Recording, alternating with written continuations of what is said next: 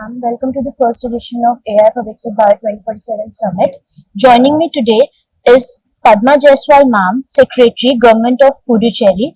Ma'am, what were your key takeaways from this session?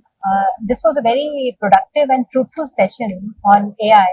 And I have also attended the inaugural in the morning, where I have learned so many things about, how we are going to achieve, Viksit Bharat goals of 30 trillion economy by leveraging AI. So, very insightful, various kinds of speakers which have come, and we have been really enriched with all the ideas. So, AI has got a lot of applications.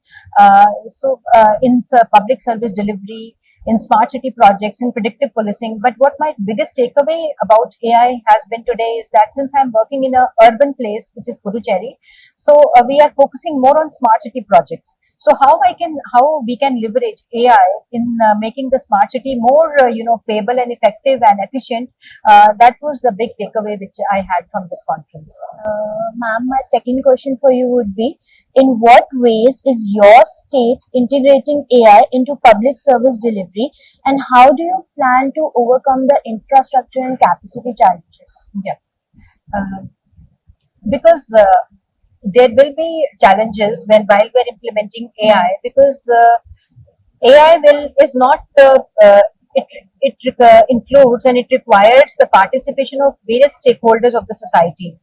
Now, in government, we also have to expand our vision and also have to reach out the private sector, because without the participation of private sector, the implementation of AI will be difficult, and it brings in the formation and implementation of various applications and software, which will be done by them only. They have expertise.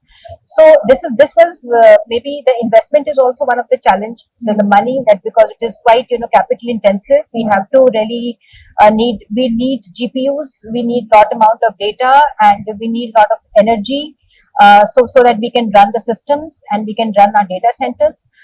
That's why, so public participation, and also making the investments from various public participation of the various stakeholders, like private sector and various NGOs and various financial institutions. So these people are the various stakeholders which will solve the problem of the capital, currency, which is used in this particular application of the artificial intelligence. And then of course the expertise and also the awareness about all these applications to the citizens, and expertise in terms of skilling the people and also reskilling them if they have not got that skill, because artificial intelligence is really changing very quickly and very rapidly. So therefore, whatever skill I am holding today, or that is relevant for me today, I might not be, having the skill which is required for the future. So I need my employees that they should be skilled. And then, if we are building some application of AI, we have to also see that, it is well received by the customer or the citizens.